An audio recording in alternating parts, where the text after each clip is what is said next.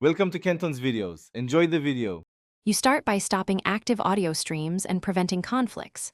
First, close music, DAW, conference apps. This frees devices.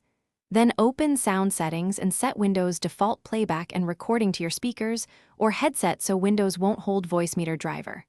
Once done, open Task Manager and end Voicemeeter processes. If a driver is locked, stop the Voicemeeter Virtual SEO or Microsoft service. Make sure to save any mixer presets before continuing.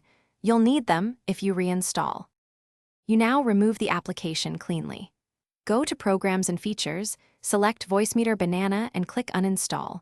Run the uninstaller as administrator so it can remove drivers and system files. During the process, follow prompts to remove virtual audio cables if offered.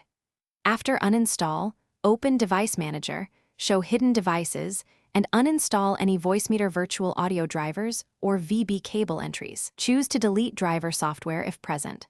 Once that's finished, reboot to let Windows refresh audio stacks and reattach devices.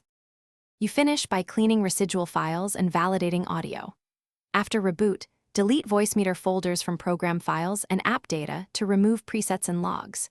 If you're comfortable, remove Voicemeeter registry keys using Regedit, but be careful.